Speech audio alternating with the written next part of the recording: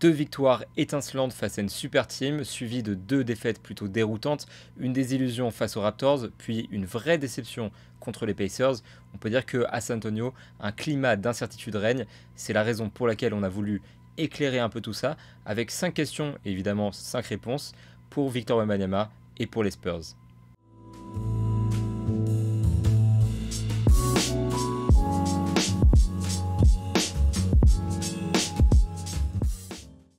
Howdy tout le monde et bienvenue dans Moop Deep, le podcast de basket session dans lequel moi Benjamin je vous parle de l'actualité de la NBA avec bien sûr, vous l'avez remarqué, une petite emphase sur Victor Wembanyama et sur les Spurs puisque je suis actuellement à San Antonio au Texas où je suis la saison du français et de la franchise. Alors avant de commencer vraiment à rentrer dans ce vif du sujet avec ces 5 questions pour Victor Wembanyama et pour les Spurs, j'ai quelques remerciements adressés à Laurent qui a refait le thème de ce podcast. C'est lui qui a inventé le petit cactus que j'adore et que vous voyez juste en dessous normalement, qui a réinventé un petit peu l'identité visuelle du podcast avec ce logo, avec tous ces petits éléments visuels un petit peu sympas. Donc un grand merci à Laurent. Laurent Rullier, du coup, je vous mettrai son hâte, Rullier Laurent, en description. C'est quelqu'un qui fait des logos pour des équipes de basket, pour plein de projets aussi. Il a notamment fait le logo de plusieurs clubs, les Lanchalon, les Sharks d'Antibes. Donc je vous invite à suivre son travail. Et une fois de plus, Laurent, si tu nous regardes, merci beaucoup parce que je suis très très très fan de ce petit cactus. Et je suis très fan de cet univers visuel. Donc pareil, vous qui nous regardez, dites-nous en commentaire si ça vous plaît et si vous retrouvez un petit peu toujours cette vibe Moop Deep qu'on a essayé d'instaurer depuis le début. Bon. Maintenant, on peut rentrer dans le vif du sujet. La raison pour laquelle j'ai voulu me poser des questions sur les Spurs, c'est parce que après les 2 victoires contre les Suns, il y a eu un pic de hype autour de Wemby, autour des Spurs évidemment. Un pic de hype qui est dû tout simplement à la performance magistrale du deuxième match, qui était vraiment impressionnante et qui a un petit peu posé des bases pour qu'on puisse se dire mais cette équipe, elle a vraiment le potentiel de faire des choses. Alors, en l'occurrence, je devais faire le podcast après les 2 victoires. Il s'avère que depuis, il y a eu 2 défaites qui ont été chacune à leur manière vraiment déconcertantes d'une certaine manière et qui ont montré au contraire que les Spurs n'étaient peut-être pas si près que ça. Donc d'où l'enjeu de se poser des questions en plus. Donc j'en ai sélectionné 5 qui sont pas forcément les miennes, qui sont des questions que j'ai trouvées parfois sur Twitter, des questions que j'ai trouvées dans des articles, des questions que des gens m'ont posées dans mes DM Twitter ou que vous nous avez posées dans les commentaires de cette chaîne. Donc on va essayer de se pencher un peu là-dessus, parce que je pense que ces 5 questions reflètent un petit peu les enjeux majeurs du début de saison, et bien sûr les questions que tout le monde se pose pour l'ensemble de la saison des Spurs et de Victor Wembanyama. Donc on va pouvoir commencer. Première question, Victor Wembanyama fait-il des Spurs une équipe de play-off? Alors la question aujourd'hui, maintenant qu'il y a eu ces 2 défaites, elle est peut-être un peu plus difficile à entendre qu'au moment où les Spurs viennent de gagner 2 matchs. À ce moment-là, donc évidemment, la hype était à son paroxysme, et on se disait, pourquoi s'ils arrivent à battre Kevin Durant et une équipe de stars d'une certaine manière et de vétérans expérimentés, pourquoi est-ce qu'ils ne pourraient pas réussir à faire leur trou à l'ouest? La vérité, c'est qu'évidemment, à l'ouest, 15 équipes peuvent, en théorie, participer au play-off, au play-in, et que le niveau est extrêmement relevé. Ma take là-dessus, et vous me direz pareil en commentaire si vous êtes d'accord et si vous voyez les Spurs en play-off, c'est qu'il ne faut pas trop en attendre de cette équipe. On parle de l'équipe la plus jeune de la NBA à égalité avec les Pistons, avec, si je ne m'abuse, 23,3 ans de moyenne dans l'effectif. On parle de la 5e masse salariale la plus faible de la NBA. Donc en théorie, l'équipe n'est pas faite pour renverser les 8 équipes qui sont censées avoir un spot de play-off. Alors je ne dis pas que les Spurs ne sont pas capables dans l'absolu d'aller chercher un spot de play-off, d'aller chercher de manière plus réaliste une place en play-in qui pourrait aboutir sur ce spot de play-off. Je pense que c'est une possibilité qui est très réelle et je pense que surtout c'est beaucoup trop tôt pour le dire. Maintenant, moi, ma take là-dessus, et là où je pense qu'on peut déjà se prononcer, c'est qu'il faut être patient avec cette équipe. Il faut être patient parce que, comme je l'ai dit, il n'y a pas forcément les éléments qui sont en place pour monter une équipe compétitive. Il faut être patient aussi parce que la mentalité de Greg Popovich, c'est la patience, justement. On le voit notamment à travers l'expérience Jeremy Sohan. Je pense qu'on sera tous d'accord pour dire que Tre Jones est un meilleur meneur, et on va en parler plus en détail. Actuellement, Tre Jones organise mieux le jeu que Jeremy Sohan. C'est une évidence, je pense, pour tout le monde. D'ailleurs, quand on regarde les stats, bon, je n'ai pas les stats et j'aime pas trop me pencher sur des stats si tôt dans la saison parce que c'est pas représentatif selon moi. Mais pour l'instant, Tre Jones a un impact beaucoup plus positif que Jeremy Sohan sur l'attaque des Spurs. Donc concrètement, pourquoi est-ce que Pop ne le fait pas jouer? Parce qu'il y a un enjeu de faire grandir l'équipe, et parce qu'il y a un enjeu surtout de voir au-delà du match qui est disputé, et de voir au-delà de la saison. On parle d'une équipe qui, la saison dernière, était dernière de l'Ouest. Et pas forcément à cause de plein d'excuses. Elle en a, bien sûr, la blessure de Devin Vassell en premier lieu, le transfert de Jakob Poeltl en pleine saison, qui remue un petit peu l'effectif aussi. Maintenant, la raison aussi pour laquelle elle était si bas l'année dernière, c'est qu'elle est très jeune, qu'elle est inexpérimentée et qu'elle n'a pas les armes pour se battre pour une place en play-off. Qu'est-ce qui a changé depuis? Bon, Devin Vassell est de retour. Quoique quand on enregistre, il est actuellement blessé aux adducteurs, mais normalement pour le court terme. Et surtout, Victor Wembanyama est arrivé. Maintenant, on parle d'un rookie de 19 ans qui se découvre lui-même, qui découvre la NBA, que son coach et ses coéquipiers découvrent, etc. Il faut du temps pour que ça se mette vraiment en place. Alors, quand il a marqué 38 points contre les Suns, c'est que la performance était magistrale. 3 quarts temps flamboyants, 4 dernières minutes qui sont exceptionnelles, où il marque 10 points pour son équipe et où il fait un travail monstrueux en défense, ce qu'il fait tout le temps. Alors bien sûr, on peut se dire, Victor Wembanyama, c'est un game changer. C'est un game changer. Il change la géométrie du terrain, il change complètement la manière dont les Spurs jouent. Est-ce que c'est un game changer au point où, dès sa saison rookie à 19 ans, il peut arriver et dire ici c'est une équipe de playoff? Je n'en suis pas convaincu. C'est le cas pour beaucoup de rookies, il faut attendre. LeBron James, il a fallu attendre. Michael Jordan, il a fallu attendre pour produire des résultats. Pourquoi pas Victor Wembanyama, tout simplement? Alors moi, je pense qu'il va falloir attendre un petit peu avant de se projeter à ce point vers une équipe de playoff. Et surtout que la mentalité de long terme de Greg Popovich implique des sacrifices qui font que certains matchs risquent d'être un peu vilains, complètement laids. Certains matchs vont être magnifiques, hein, bien sûr. Je pense qu'il y aura des ratés, il y aura des expériences, comme Jeremy Sohan, comme Zach Collins, qui tire plus de 4-3 points par match, alors qu'il est à 22% au tir. Je vais insister dans mes questions parce que ça peut être intéressant d'en parler. Mais oui, voilà, donc Zach Collins, qui en théorie a le potentiel pour devenir un shooter, mais en pratique ne rend pas ses tirs.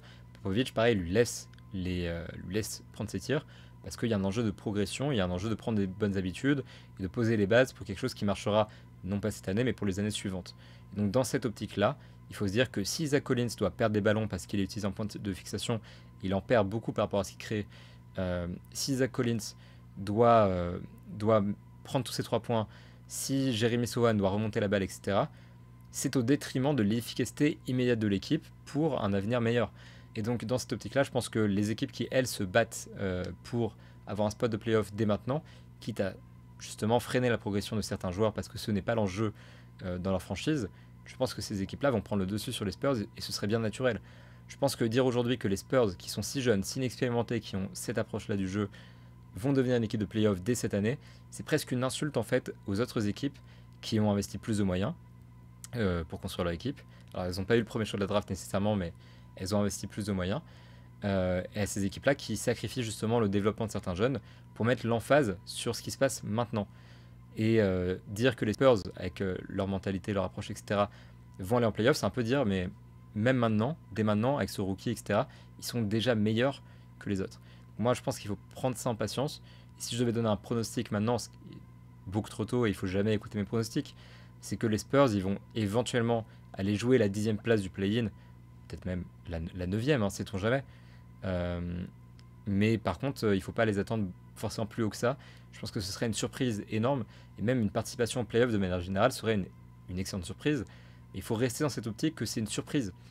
Qu'un rookie qui arrive et qui propulse son équipe en play-off, aujourd'hui en particulier dans le climat actuel de l'NBA et compte tenu de l'évolution cyclique des équipes, c'est particulièrement difficile. Donc ce n'est pas quelque chose qu'il faut attendre. Donc Victor Wembanyama fait-il des Spurs une équipe de play-off? À mes yeux, non. Pas aujourd'hui. Parce que l'enjeu, c'est pas que Victor Wembanyama fasse dès maintenant une équipe des Spurs une équipe de play-off, mais que Victor Wembanyama fasse des Spurs une dynastie d'ici 4-5 ans et qu'il les conduise jusqu'au titre. L'enjeu, c'est pas la victoire immédiate et ça implique des sacrifices, comme je disais. Je vais pas m'attarder sur la question non plus. Mais voilà, des choses qui font qu'il ne pourra pas nécessairement arriver à ce stade dès cette année. Maintenant, question numéro 2, parce que c'est important. Quel meneur pour les Spurs? C'est une question qui est extrêmement débattue, j'ai l'impression, parce que Jeremy Sohan, qui est titulaire cette année à la Maine, ne convainc pas du tout. Alors, tout le monde n'a peut-être pas le temps de regarder les Spurs, et sans doute tout le monde n'a pas regardé les Spurs la saison dernière. Jeremy Sohan, c'est un sophomore qui a actuellement 20 ans, qui est plutôt ailier fort, en l'occurrence, et qui arrive avec un skill set un peu particulier, un peu comme Wembanyama, alors toute proportion gardée, etc. Mais où il est extrêmement polyvalent, il peut faire beaucoup de choses, et sa taille justement ne le freine pas, notamment sur son handle.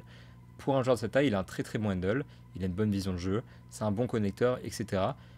Mais c'est pas forcément un joueur qu'on imaginait occuper le poste de meneur dès cette saison. Pourtant, dès la pré-saison, c'était la volonté qui était annoncée, c'est la chose qui a été mise en place, et depuis le début de la saison régulière, Jeremy Sohan est titulaire à la main à tous les matchs. Là où il y a contestation, c'est que les résultats ne sont pas forcément probants, justement. J'ai les stats quelque part, hop, parce que évidemment je triche les gars, je ne connais pas toutes les stats je connais pas toutes les stats par cœur. Les stats évidemment qui sont un peu probantes, enfin qui sont pas probantes justement, c'est notamment le nombre de turnovers qui est un peu plus élevé pour Jeremy Sohan qui est plus brouillon. C'est aussi le nombre de connexions avec Victor Wembanyama, avec les coéquipiers.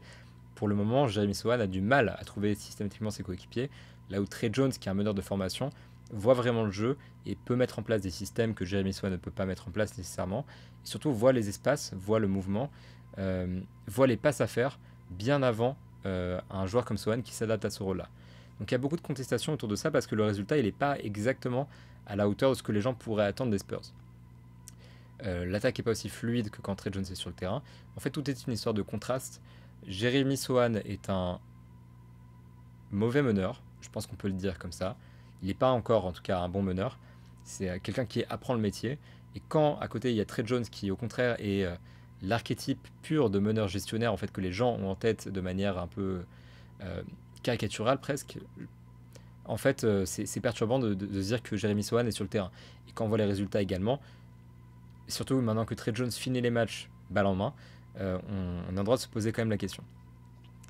Alors, les raisons pour lesquelles Jeremy Sohan, je pense, est meneur, c'est déjà les raisons que j'ai évoquées précédemment, qui sont l'enjeu de créer quelque chose qui se fait à long terme. L'intérêt d'avoir Jeremy Sohan à la main n'est pas tant offensif, mais plutôt défensif. Ça va de soi. Si on a 5 joueurs qui sont grands sur le terrain, on est beaucoup plus switchable, on est capable de défendre beaucoup mieux le panier également, et surtout on oppose un défi un petit peu particulier à l'équipe adverse. Parce que Jeremy Sohan, Keldon Johnson, Devin Vassell, Victor Wembanyama et Zach Collins, c'est extrêmement grand, j'ai calculé la taille et je l'ai déjà oublié, mais c'est très très très grand par rapport au line-up de la NBA. Et surtout, quand Victor Wembanyama est derrière en aide, il y a moins cet enjeu de mobilité qui pourrait peut-être freiner cette idée du tout au switch. Et c'est l'occasion en fait parfaite pour Popovich d'expérimenter un modèle de défense qui est de 1 très utilisé aujourd'hui et très moderne, et de 2 qui est très prometteur. Parce que voilà, Jeremy Sohan est un très bon défenseur en plus de toutes ses qualités de polyvalence. Et donc il y a l'enjeu de créer à terme une défense qui est fonctionnelle et qui tourne autour de cette association un petit peu unique. Et les Spurs ont la chance de pouvoir peut-être, parce que c'est pas encore acquis que ça pourra se faire de manière efficace, ils ont peut-être la chance de pouvoir mettre en place cette défense-là que beaucoup d'équipes évidemment aimeraient mettre en place. Parce que jouer grand quand la NBA devient plus grande, si on peut le faire sans trop de concessions, c'est merveilleux tout simplement. La raison aussi pour moi, c'est que il y a un enjeu aussi d'apprendre aux Spurs en tant qu'équipe à gagner en responsabilité. Greg Popovich veut que Jeremy Sohan soit capable de porter la balle. Il veut que Devin Vassell, qui va récupérer plus de ballons quand Sohan sera sur le terrain, parce que Sohan, encore une fois, n'est pas encore un excellent créateur pour les autres, donc il a besoin de plus d'aide et le ballon circule plus. C'est surtout le mec qui va remonter la balle, plus qu'un meneur dans le sens strict du terme, dans le sens gestionnaire. Plus que ça, Jeremy Sohan, c'est juste le mec qui va porter le ballon par défaut. Et en fait, dans cette configuration-là, où c'est juste le joueur qui porte le ballon par défaut et pas un gestionnaire comme Trey Jones, du coup, les responsabilités sont réparties. Et Victor Wembanyama, on le sait, est capable de ce genre de choses. Devin Vassell, Keldon Johnson ont un potentiel en cette matière-là.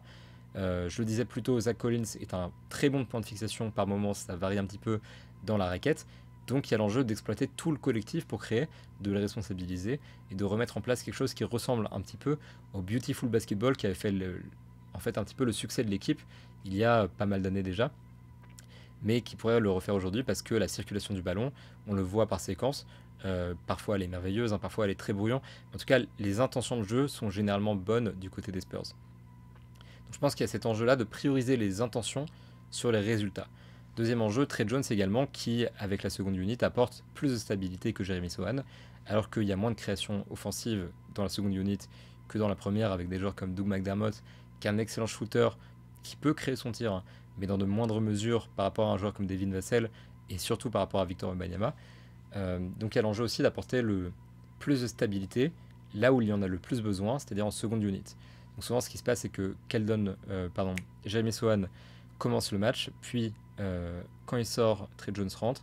En fait, ils s'intervertissent comme ça, et il y a soit l'un soit l'autre sur le terrain, ce qui permet d'avoir toujours un créateur sur le terrain, et ce qui permet aussi de gommer certains défauts dans l'immédiat de l'équipe, parce qu'elle va manquer de création sur le banc si on ne fonctionne pas comme ça. Maintenant, je comprends que ça puisse être frustrant de voir Trey Jones qui est sur le banc plutôt qu'être sur le terrain, parce que en l'occurrence, il a une alchimie qui est évidente avec Victor Wembanyama. Pour l'instant, c'est celui qui lui a fait le plus de passes décisives, et de loin. On parle d'un chiffre qui monte au double par rapport à ses coéquipiers. Et c'est le joueur en fait qui, de manière générale, arrive à reconnaître les moments dans lesquels le match-up est favorable, dans lesquels il y a une bonne coupe et il faut transmettre le ballon, où il y a un avantage d'exploiter et les autres joueurs ne sont pas forcément capables de le faire. Et ça marche beaucoup avec Victor Wembanyama, et on reproche souvent aux Spurs de ne pas parvenir à trouver suffisamment Victor Wembanyama, parce que justement il y a ce manque de création.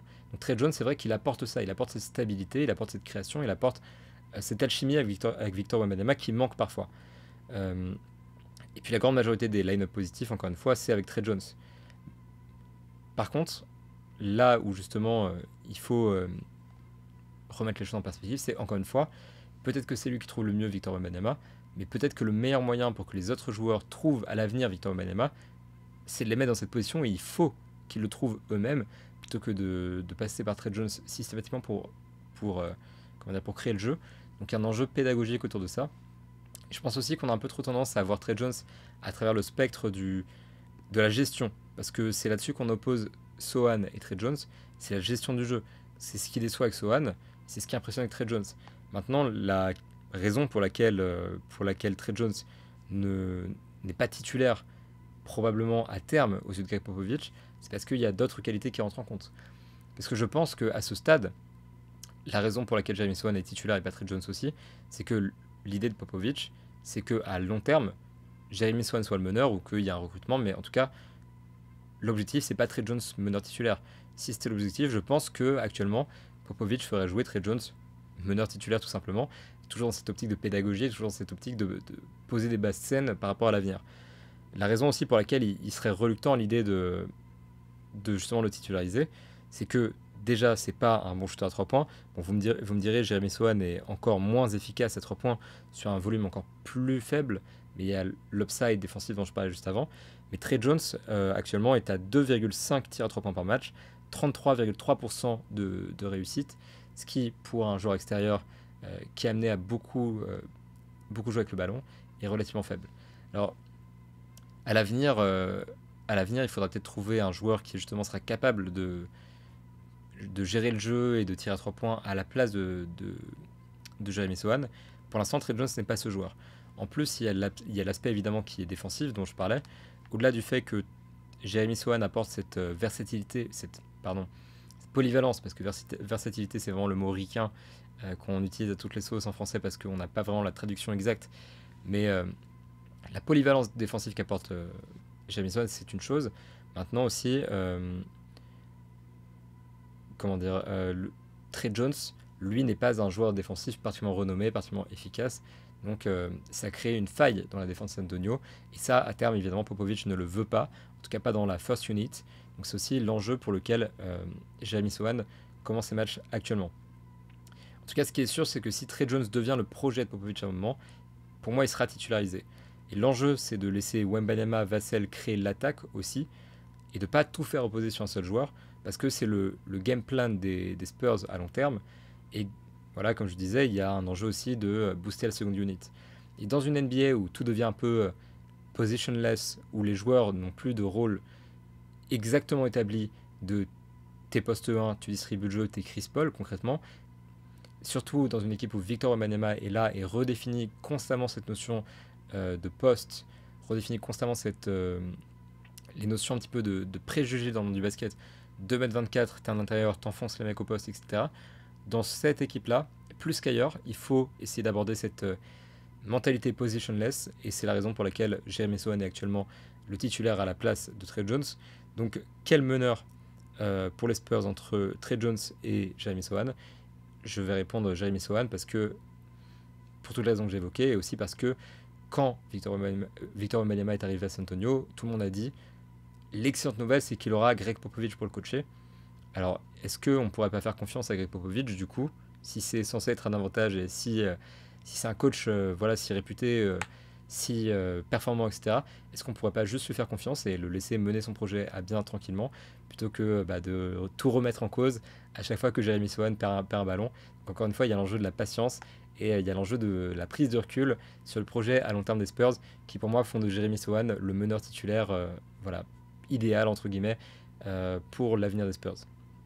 En tout cas, dans ce qu'ils ont actuellement. Troisième question, comment défendre Victor Wembanyama? Voilà, pour moi, c'est un enjeu majeur de ce qu'on a vu depuis le départ. On sait que Victor Wembanyama, c'est une menace à peu près omniprésente parce qu'il est capable justement de faire très très mal à l'intérieur. Il est capable de tirer à 3 points, à mi-distance, il crée son tir, etc. C'est un joueur qui est très très particulier, donc je pense que les équipes s'adaptent encore. Et donc il y a un certain intérêt à voir comment est-ce que les équipes défendent Victor Wembanyama et qu'est-ce qui fonctionne concrètement. Pour moi, ce qui fonctionne pour l'instant, ce qui fonctionne pas pour commencer, c'est de lui opposer un joueur simplement parce qu'il est grand. On l'a vu contre les Suns avec Drew Eubanks, qui s'est retrouvé fréquemment contre lui parce que c'était le pivot titulaire des Suns et que Wembanyama s'est retrouvé pivot à plusieurs reprises. Ça ne fonctionne pas. Pourquoi? Parce qu'il est trop rapide, parce qu'il est trop agile. Et forcément, quand on demande à Drew Eubanks, qui est un petit peu pâteau justement, de défendre sur la ligne à 3 points un joueur qui est capable de partir en drive pour aller marquer au panier, et un joueur qui est aussi capable de prendre un step back à 3 points pour lui marquer dessus, bah, ça finit en step back à 3 points pour lui marquer dessus, comme c'était attendu. Donc concrètement, actuellement, mettre en face un joueur qui est trop lourd, simplement parce qu'il est grand, ça ne fonctionne pas. Victor Wembanyama, c'est pas seulement une menace verticale, c'est une menace verticale et horizontale. Donc il faut prendre ça en compte dans la défense de l'équipe. Alors après, bien sûr, il faut quand même garder en tête que on peut pas juste lui opposer un joueur qui va être rapide s'il est petit. Parce que, évidemment, pareil, même on l'a vu encore une fois avec Drew Eubanks, ce pauvre qui va s'en prendre plein la tête, qui était vraiment plus petit que Victor Wembanyama, qui lui rend 16 cm si je dis pas de bêtises. 16 cm qui est beaucoup quand même entre deux joueurs qui jouent au même poste. Mais en tout cas, on a vu beaucoup de passes lobées justement qui allaient en direction de Victor Wembanyama, lui qui la récupère près du panier et qui, de manière complètement inévitable, score au panier parce que ses longs bras, sa taille, etc. et son skill set font qu'il peut finir dans ces situations-là. Donc, qu'est-ce qu'il ne faut pas faire pour commencer? Voire trop petit ou voire trop lourd, en tout cas. C'est vraiment les deux erreurs qui ont été commises pour l'instant et qu'il faut éviter chez les adversaires de Victor Wembanyama. Et qu'est-ce qu'il faut faire? Qu'est-ce qui a fonctionné concrètement? Moi, ce que j'ai trouvé intéressant, c'est ça a commencé en pré-saison quand Ime Udoka a dit que pour lui, l'enjeu pour freiner Victor, c'était de lui envoyer des ailiers physiques qui allaient le bousculer un petit peu, qui allaient le suivre et qui allaient le limiter dans ses mouvements. Donc l'enjeu, c'est vraiment de se montrer physique avec lui parce que Victor Wembanyama, il reste très svelte. C'est pas le Slenderman pour rien. Et parce que Victor Wembanyama, il est difficilement contestable de manière verticale. Il faut quand même, hein, mais il est contestable de manière horizontale. Donc il faut faire ça pour commencer. Donc envoyer des ailiers, c'est la bonne chose à faire. Et ensuite, il y a tout l'enjeu de la physicalité. C'est pas la qualité première de Victor Wembanyama, donc il faut faire ça. La saison dernière, il a été mis en difficulté en Betclic Elite par les pivots qui jouaient très physique, qui lui rentraient dedans, il y avait des prises à deux, etc. Il faut le bousculer. Et j'ai envie de dire, ça marche pour à peu près tous les joueurs. Mais avec Victor Wembanyama en particulier, c'est vraiment la seule solution qui pour l'instant a fonctionné. En tout cas, moi, c'est le seul modèle que je trouvais vraiment viable jusqu'ici. Et surtout, il s'adapte encore au rythme de la NBA. Il disait lui-même qu'il aurait besoin d'un temps d'adaptation par rapport au cardio que demande la NBA, par rapport à l'endurance que ça demande. Donc il faut faire ce qu'il faut pour essayer de le faire sortir plus souvent, de le mettre, de l'essouffler, essayer de profiter de cet avantage, de profiter de ce temps d'adaptation qui n'a pas encore été fait pour réduire ses capacités sur le terrain. Je pense que c'est vraiment les deux grands enjeux. Ce qui m'a impressionné, c'est la défense de Toronto. J'ai écrit un article sur le sujet qui est disponible sur basketsession.com qui parle de comment les Raptors ont renversé le match. Et là-dedans, la défense a joué un rôle crucial. C'est moi ce que j'ai retenu du match, et ce que Greg Popovich également a retenu du comeback des Raptors, entre autres, c'est que il y avait une agressivité défensive de la part d'un ailier qui défendait sur lui, OG Anunoby, et il y avait une longueur de la part de l'effectif des Raptors. OG Anunoby, il est très physique déjà, mais il est aussi long. Et Pascal Siakam, Scottie Barnes, etc., ils sont grands, ils sont longs, donc ils peuvent facilement obstruer les lobes, obstruer les lignes de passe, empêcher le ballon d'aller vers Victor Wembanyama. Il y a l'enjeu de le trouver, dont on a discuté juste avant également, qui rentre en compte, et avec quoi les Spurs ont encore du mal, mais il y a aussi l'enjeu de pouvoir lui faire la passe quand une défense comme celle des Raptors bloque l'accès systématiquement à Victor Wembanyama. Donc concrètement, si on ne peut pas arrêter Victor Wembanyama juste en contestant, et ben, il faut essayer de l'empêcher d'aller dans ses spots, il faut essayer de l'empêcher de récupérer le ballon. Et la défense de Ginobili là-dessus, j'ai trouvé exemplaire parce que pendant tout le match, il a vraiment suivi Victor Wembanyama de très près. Quand il y avait un écran, bah, il passait au-dessus pour continuer à le suivre et pour continuer à imposer un défi physique. Alors parfois, ça finit sur un dunk, parfois il s'est pris un 3 points sur la tête parce qu'il est quand même plus petit. Il n'empêche qu'au global, le résultat était assez convaincant et Victor Wembanyama a été mis en difficulté dans ce match-up-là. Donc pour moi, c'est mission réussie. Donc il faut continuer sur cette dynamique-là pour les équipes qui affrontent Victor Wembanyama. Je pense que d'autres coachs, notamment des spécialistes de la défense, vont à certains stades nous proposer des choses qui marcheront aussi. Et j'avoue que moi, si j'étais capable d'imaginer un système pour stopper Victor Wembanyama, je serais probablement en train de travailler pour les Spurs pour un salaire mirobolant plutôt que de vous faire ce podcast. Quoique, très honnêtement, je préfère faire ce podcast. Mais en tout cas, c'est dur comme ça de venir avec une solution. Mais cet enjeu de mettre des ailiers physiques en face, pour moi, c'est ce qui marche très bien. Il faut accepter le fait que de toute façon, 2m24, c'est impossible à stopper complètement. C'est un mec qui est complet, c'est un joueur qui est créatif, qui a toujours des idées, qui joue sous la houlette d'un coach créatif, qu'on ne voit pas encore beaucoup créer parce qu'il est, comme il le dit, en période d'observation. Ça viendra. Donc, et il ne faut pas trop prendre le risque. Il faut pas trop prendre le risque. Je sais pas ce que je raconte. Je voulais dire, il faut prendre en compte le fait que on ne peut pas juste l'arrêter. On peut le freiner. Et à partir de là, comment mieux le freiner? Voilà, je l'ai dit juste avant. Maintenant, c'est à observer quand même avec le retour de Devin Vassell qui n'était pas là face aux Raptors. Parce que de manière générale, quand il y a des prises à deux et quand la défense se concentre sur Victor Wembanyama, quand les gens qui naviguent à travers les écrans se concentrent sur Victor Wembanyama, la personne qui en bénéficie le plus, c'est Devin Vassell qui est toujours là en fait, prêt à sanctionner à 3 points, prêt à sanctionner à mi-distance et qui de manière générale trouve bien les espaces pour sanctionner la défense, pour toute l'attention qui est portée à Victor Wembanyama. Donc il y a l'enjeu quand même de voir si cette technique-là elle fonctionne et le retour face aux Raptors sera intéressant à cet égard-là.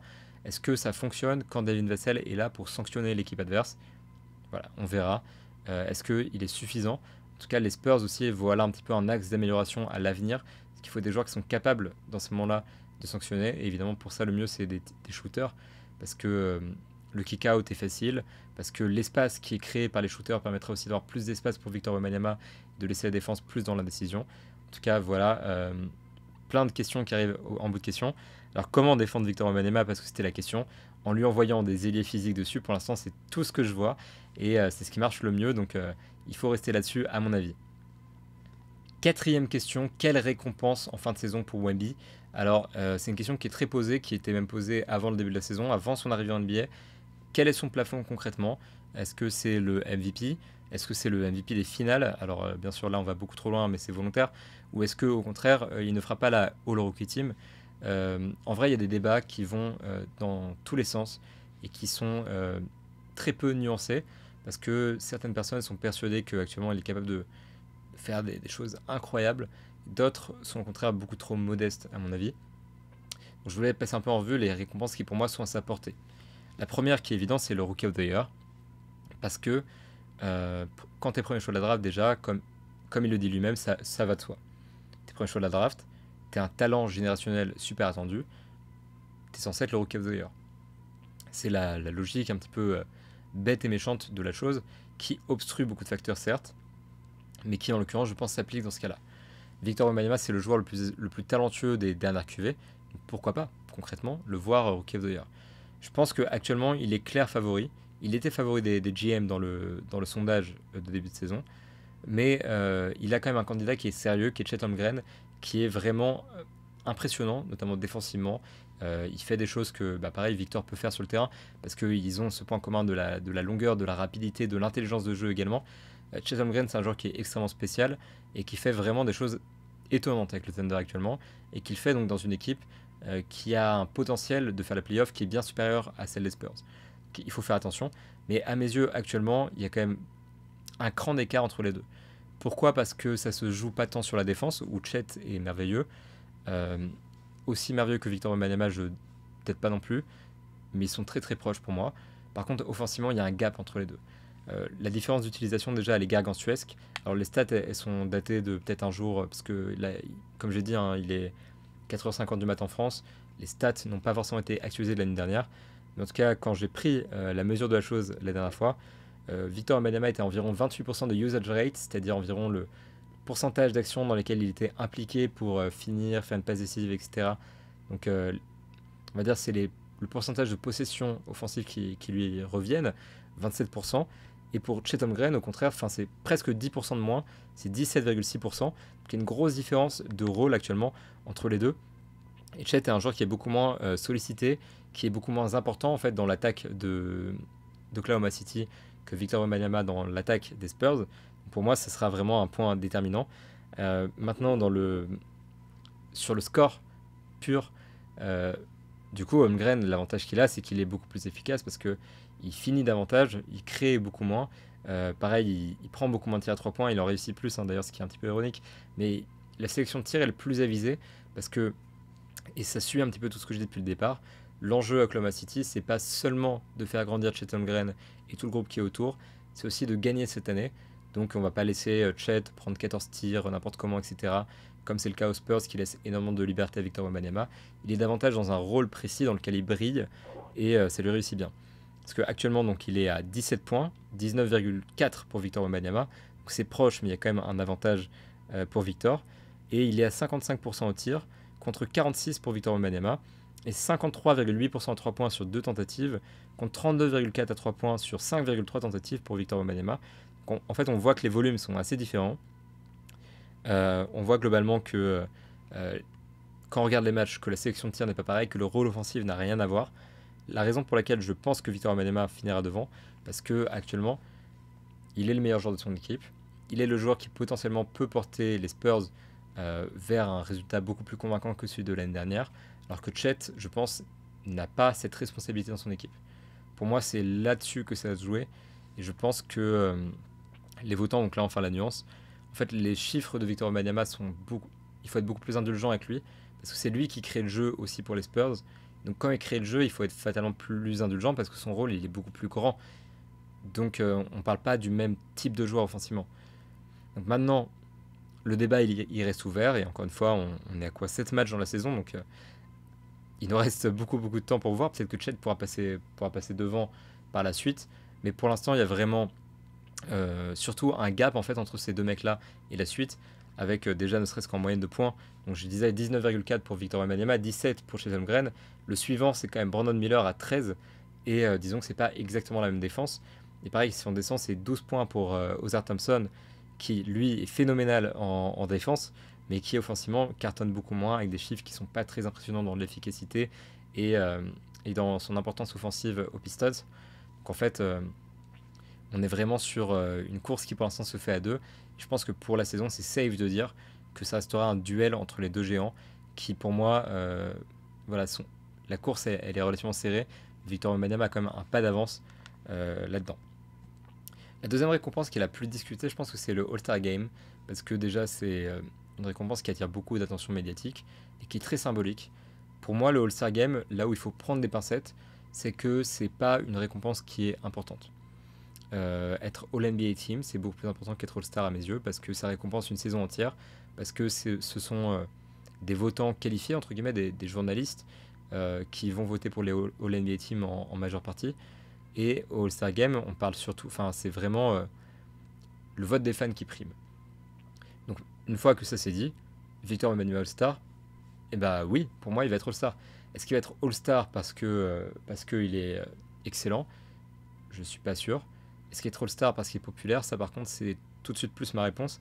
Vous l'avez vraiment remarqué, je pense. Victor Wembanyama actuellement, il est en tendance quasiment tout le temps sur Twitter, plutôt Wemby que Wembanyama, parce que les Américains ont un petit peu de mal avec son nom, mais il est en tendance tout le temps, il a un impact médiatique qui est super important, les gens sont fascinés. Alors il y a des haters bien sûr, mais il y a surtout des gens qui sont vraiment impressionnés et fascinés par le joueur. Donc je pense qu'il y aura les votes nécessaires du public pour qu'il aille direct au All-Star Game. Euh, rien de certain évidemment. Même pareil, je pense que la France doit se mobiliser un petit peu plus que les autres années pour envoyer Victor Wembanyama au All-Star Game, conscient de l'enjeu historique d'envoyer le rookie au All-Star Game. Et parce que j'ai rarement vu en fait la France autant derrière un joueur. Euh, Encore une fois, bien sûr, il a ses détracteurs, hein, mais quand même beaucoup moins que Evan Fournier, que Rudy Gobert, que tous ces joueurs-là, que Killian Hayes, tout ça. Et c'est vrai qu'il est évidemment beaucoup plus prometteur qu'eux.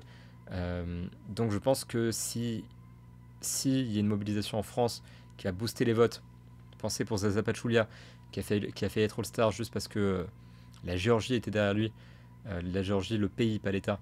Je me dis qu'on a le potentiel de faire mieux. Et même quand je vois comment les Américains en s'en foutent, bah voilà, pour moi c'est au vote.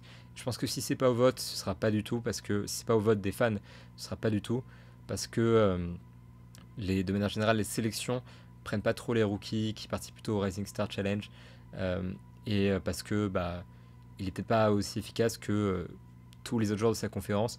On parle quand même d'une conférence qui est archi blindée en termes de stars. Est-ce qu'il passe vraiment devant des mecs comme Anthony Davis, etc. dans le jeu? J'en doute personnellement. Donc sans doute d'autres seront récompensés s'il n'est pas élu par le vote des fans, mais pour moi le vote des fans, ce sera ce qui va fonctionner pour lui. Pareil, n'hésitez pas dans les commentaires. Est-ce que Victor Wembanyama sera Rookie of the Year pour vous? Est-ce qu'il sera All-Star? Est-ce qu'il sera toutes les récompenses que je dis juste après? Vos pronos m'intéressent, parce que moi ça me permet d'un petit peu de me faire mon avis aussi sur les gens qui nous regardent, de savoir ce que vous en pensez, et l'occasion de discuter après dans un futur Mob Deep également, si vous avez des avis un petit peu étayés. Pour moi, l'enjeu, ce sera la All Defensive Team. Alors que ce soit la première ou la deuxième, euh, peu importe finalement, la deuxième serait déjà excellent. Mais je pense que même la première, elle est atteignable.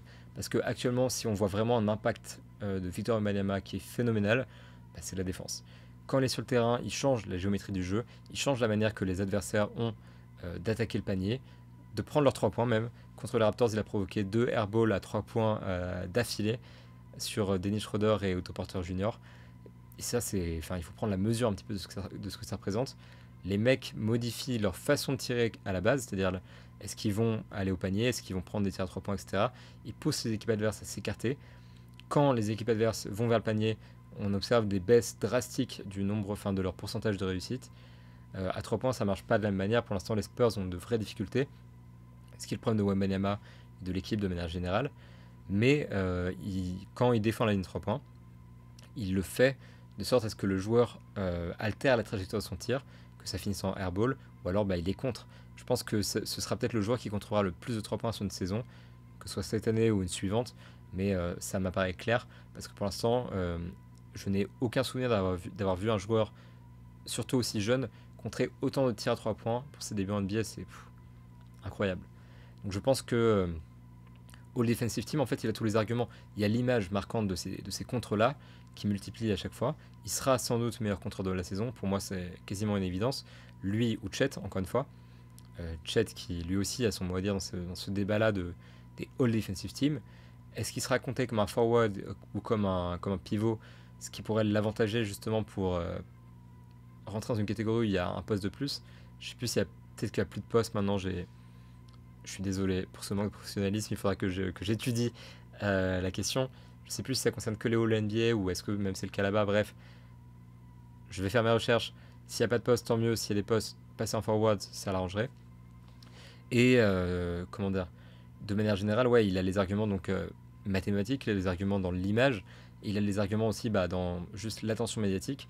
De manière générale, les gens qui votent ne regardent pas 82 matchs de toutes les franchises. C'est bien normal, d'ailleurs. Et donc, bien sûr, les joueurs dont on parle le plus sont souvent les joueurs qui reçoivent le plus de votes. Ça se vérifie pas forcément dans tous les cas, mais c'est quand même quelque chose qui compte pour moi.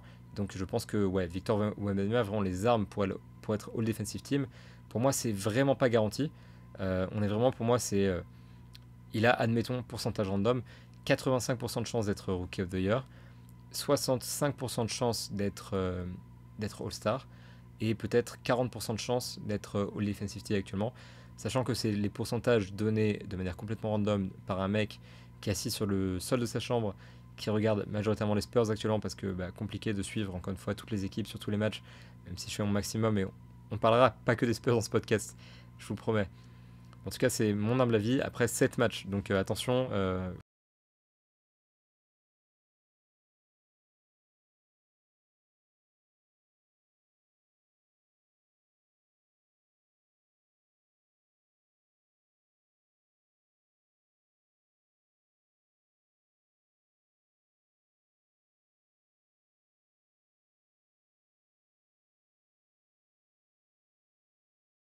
Fatalement, il faudra se poser la question. Actuellement, il n'est pas favori pour moi, mais il est dans le top 3, avec sans doute Bama Adebayo et Anthony Davis. Je pense que c'est actuellement ce que les bookmakers et les grands médias pronostiquent aussi. Je suis pas sûr de ça, hein. Mais en tout cas, pour moi, il est dans ces discussions-là. Et s'il persiste sur cette lancée, et surtout s'il s'améliore, je pense qu'il y a une vraie chance qu'il soit défenseur de l'année dès sa saison rookie. Mais encore une fois, une vraie chance, c'est une proportion qui est relativement faible. Pour moi, ce serait une énorme surprise.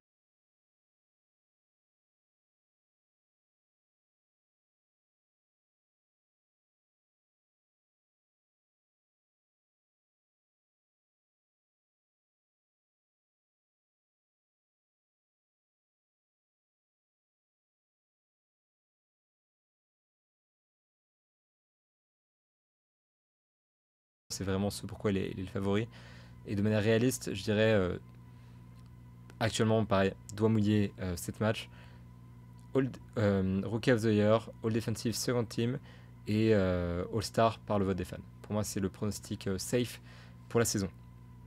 Voilà, c'est le topo. Quelle récompense pour Victor Wembanyama? Vous avez vos avis et j'attends vos avis aussi dans les commentaires. 5e question, Victor Wembanyama est-il en train de révolutionner la NBA? C'est audacieux quand même comme take, révolutionner la NBA. C'est quelque chose que j'ai beaucoup lu, en particulier sur Twitter, bien sûr qui est la place forte de toutes ces hot takes là, où j'ai entendu parler d'acte de naissance de Victor Wembanyama, où j'ai entendu parler de Victor Wembanyama qui se dévoile vraiment à la NBA et qui prouve qu'il va révolutionner le jeu et qu'il le révolutionne quasiment. Des gens qui effectivement disaient, voilà, Victor Wembanyama il transforme le basket. Alors, comment dire, doucement. Voilà. Je pense que c'est en partie vrai, dans le sens où il révolutionne le monde médiatique. Alors, le nombre de Français qui regardent les Spurs, évidemment, ça a plus que doublé, à mon avis. Les chiffres du League Pass, c'est plus 200%. Donc, l'évolution, elle est immense. Je pense que si on compte en plus hors League Pass et les sites pirates, évidemment, l'explosion, elle est encore plus grande que ça. Au-delà de ça, il y a l'engouement donc, des chaînes. Par exemple, la rencontre face aux Clippers avait été reprogrammée sur NBA TV alors qu'elle n'était pas censée être diffusée là-bas. Parce qu'il y a un engouement, parce que les Américains sont à fond, et parce que les audiences, elles sont records. L'audience de Victor Wembanyama pour son premier match titille celle de LeBron James pour son premier match. La hype, elle est extrêmement réelle. Et l'attention que l'on porte à un joueur qui est étranger pour son arrivée en NBA, et même de manière générale, l'attention que l'on porte à un joueur étranger, je pense, est inédite.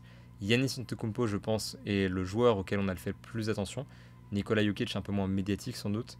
Mais Victor Wembanyama est en train d'enfoncer la porte et de créer encore, d'entrer dans une nouvelle dimension pour les joueurs européens. Et ça, on le voit dès maintenant. Sur le marché américain, il révolutionne vraiment la manière dont il voit la chose et dont en fait il l'aborde. Et pour revenir sur le marché français, évidemment, Bein Sport qui choisit de diffuser tous les matchs de Victor Wembanyama alors qu'ils avaient annoncé que il n'y avait pas que lui, justement, en NBA, qu'il fallait parler des autres, qu'il fallait pas forcément en faire trop autour d'un rookie. J'extrapole les citations, je suis désolé, c'est pas exactement accurate. C'est comme ça que moi je l'ai perçu à travers les déclarations qui ont été faites en début de saison. Et je les comprends, ces déclarations par ailleurs. Mais là, réaliser l'ampleur médiatique du phénomène Victor Wembanyama, ça, sans doute, hein, je suis pas dans la chaîne, je n'ai pas d'infos ni rien, mais ça a quand même fait changer d'avis Bein Sport à mon avis. Et c'est la raison pour laquelle maintenant ils vont diffuser les 82 matchs des Spurs, ce qui est énorme et ce qui est du jamais vu sans doute en France. Je suis pas un expert des médias, mais pour moi ça me paraît inédit et complètement fou. Donc sur le plan médiatique, sur le plan hype, il révolutionne les choses et sur la manière dont la NBA va... sur la popularité de la NBA en France, pour moi ça change tout. Là-dessus, oui, il révolutionne la NBA. C'est clair, on a le constat sous les yeux avec tous ces éléments-là, avec le fait qu'il se retrouve si souvent en tendance sur Twitter, et avec bien sûr tous les billboards qu'on peut voir à New York après la draft, à Gare du Nord, là actuellement l'affiche qui est énorme autour de Victor Wembanyama. Dans la communication, pas de doute, il révolutionne les choses. Dans le jeu, c'est pour ça que je disais doucement. Dans le jeu, on va se calmer tout de suite. Victor Wembanyama a vocation à changer la NBA. C'est la première fois qu'on voit un joueur qui est aussi grand faire autant de choses. Pour moi, il n'y a pas de doute sur le fait que dès maintenant, on cherche le nouveau Victor Wembanyama. À chaque fois qu'un mec va arriver et qui va être grand, etc., on va essayer d'en tirer le nouveau Victor Wembanyama. Comme on a essayé de trouver le nouveau LeBron James, comme on a essayé de trouver le nouveau plein de gens, comme Andrew Wiggins, c'était censé être le Maple Jordan. Euh, mais en tout cas, il y a volonté, je pense, déjà de trouver le nouveau Victor Wembanyama. Donc là-dessus, bien sûr, il va révolutionner la NBA. Il la révolutionne déjà sur le regard que portent les franchises, sur les joueurs de son profil. Je pense, je pense qu'à terme, mais ça dépendra surtout de sa réussite, il le fait déjà dans une certaine mesure, il va révolutionner la manière dont le basket est pratiqué chez les jeunes. Parce qu'on a entendu beaucoup d'histoires de Victor Wembanyama qui, quand il était plus jeune, a refusé de rentrer dans la case de tu es grand, donc maintenant tu vas aller dans la raquette, tu vas prendre des rebonds, tu vas jouer comme un intérieur, etc. Il a refusé ça, il a toujours refusé cette étiquette-là. Et c'est ce qui a permis notamment voilà, de déployer un skill set qui est particulier pour lui. Je pense que plus on va avancer, évidemment, plus les formations vont tourner autour de ça, notamment aux États-Unis, où la formation est beaucoup plus influençable. On le voit actuellement dans les niveaux les plus jeunes, parce qu'il y a beaucoup de dérives chez les amateurs. Tout le monde va essayer, maintenant les grands vont essayer de devenir Victor Wembanyama, il n'y a aucun doute là-dessus. Ça, c'est une révolution. Et sur la manière, évidemment, dont ces joueurs-là sont préparés physiquement aussi, dont ils gèrent la gestion des blessures, dans la manière dont ils travaillent leur corps, etc., ça va tout changer également. Progressivement, ça le fait déjà un peu et ça le fera sans doute beaucoup plus si, quand, je sais pas, on verra, il réussira. Il fait quelque chose de jamais vu, on est d'accord. Kevin Durant disait qu'il allait créer sa propre voix, que ce serait complètement différent. Euh, mais maintenant, de là à révolutionner la NBA, dans le sens révolutionner la NBA comme, euh, comme je suis matrixé, comme Magic Johnson et Larry Bird l'ont fait sur le plan médiatique, comme les Warriors l'ont fait avec l'ère du 3 points et des analytics, accompagné bien sûr d'autres équipes à chaque fois. Il n'y a pas seulement ces joueurs-là ou ces équipes-là, il y a un phénomène complet et beaucoup plus complexe, mais c'est le symbole de ces choses-là. Est-ce qu'il va révolutionner comme ça? Est-ce qu'il révolutionne déjà la NBA à ce point surtout? Je pense qu'actuellement, non. Il n'est pas du tout en train de faire ça. Je pense que les gens attendent surtout de voir à quel point l'expérience sera concluante. S'il y a un titre, à partir de là, il va révolutionner la NBA à coup sûr, à 100%. Pour l'instant, la NBA a aucune raison de complètement changer et de s'adapter à Victor Wembanyama qui joue pour les Spurs. Euh, il faut respecter ce match-up, il faut préparer ce match-up, mais il ne faut pas changer la construction de son équipe, il ne faut pas changer la manière dont le basket est joué en NBA pour Victor Wembanyama. Il ne le fait pas du tout maintenant, je pense. Ça viendra plus tard et il faut être patient. C'est l'année 1 d'un rookie qui a 19 ans, qui a un talent générationnel, mais qui est encore tout début de sa carrière. Et encore une fois, je vais m'attraquer, il faut être patient avec lui. Donc est-ce que Victor Wembanyama est en train de révolutionner la NBA? Mais, médiatiquement, oui, dans une certaine mesure, et surtout pour la France. Sportivement, non, malgré le fait que, enfin, un tout petit peu. Un tout petit peu pour l'instant, et à l'avenir, bien sûr, il fera beaucoup plus, mais tout de suite, je pense que c'est pas encore le cas. Euh, voilà. Donc je pense que de manière générale, en fait, ce qu'il faut se dire, ce qui ressort à travers toutes mes réponses, ça n'engage que moi évidemment, euh, c'est qu'il faut être patient avec Victor Wembanyama, il faut être patient avec les Spurs, et il faut voir le projet comme eux le voient. Plutôt qu'essayer de critiquer Greg Popovich et essayer de critiquer la franchise, on va essayer de la comprendre. Qu'est-ce qu'ils font actuellement? Ils se développent à long terme. Qu'est-ce que Victor Wembanyama fait actuellement? Il est en train de travailler pour devenir un joueur qui, dans les 10 années à venir, va dominer la NBA. Mais pour ça, il faut être patient parce que ça demande du travail, ça demande des sacrifices, ça demande de l'expérimentation, ça demande des matchs qui vont être moches, ça demande plein de choses qui font que on peut pas juste se dire maintenant Victor Wembanyama est incroyable, il va nous marquer 30 points par match, il va nous emmener les Spurs en playoff, faire un run de playoff, je l'ai lu ça. Ce sentiment d'urgence là, je pense qu'il faut un petit peu le laisser de côté et attendre parce que à un certain stade de la carrière de Victor Wembanyama, et sans doute plus tôt que que tard. Je sais pas du tout si c'est une expression et tout, je traduis le truc en anglais dans ma tête, c'est pas grave, on s'en fout. En tout cas, je pense que dans un avenir proche, évidemment, on pourra euh, être excité pour Victor Wembanyama, on pourra attendre des choses immédiatement de sa part, mais tout de suite, patience, indulgence, on laisse les choses se faire. Pour moi, c'est la grande réponse qui convient à ces 5 questions-là. Les Spurs voient à long terme, il faut être patient avec eux. C'est pour ça que, et là on voit toutes les réponses en fonction d'eux. Voilà. Donc ça, c'est encore une fois mon avis à moi. Tout le monde est persuadé d'être d'accord avec ça. Je suis très content de lire vos avis en commentaire. Déjà vos encouragements pour lesquels je vous remercie. Pour aussi les vues sur le podcast parce qu'il y en a beaucoup. Et j'apprécie tout cet engouement, entre guillemets, toute proportion gardée autour de mon podcast. J'aime beaucoup en fait, surtout la bienveillance que vous avez en commentaire. Donc du fond du cœur, merci beaucoup pour ce lancement-là. N'hésitez pas justement en commentaire à lancer des débats, à poser des questions aussi. J'aimerais beaucoup faire des épisodes de Mob Deep où je me base sur vos questions pour faire le podcast, donc n'hésitez surtout pas. Et pareil, j'aime beaucoup vous lire, je lis tous vos commentaires, donc voilà, commentez, commentez, commentez. Je vous invite à vous abonner à la chaîne de Basket Session pour retrouver Mob Deep tous les samedis, évidemment, mais aussi pour retrouver les autres podcasts de Basket Session, notamment le CQFR de ce matin qui ressortira demain, que je vous invite à regarder parce que c'est un excellent point sur l'actualité de la NBA. Je vous invite évidemment à laisser un like sur cette vidéo et puis à nous retrouver, pas la semaine prochaine, et c'était la surprise que j'ai annoncée en début d'épisode, mais dès jeudi, je pense, c'est ça, oui, dès jeudi, je vous prépare un petit épisode spécial depuis New York où je serai du coup en déplacement pour suivre les Spurs. On va essayer de faire un petit Mob Deep from New York, un peu particulier. Je ne sais pas encore du tout comment ça va avoir lieu.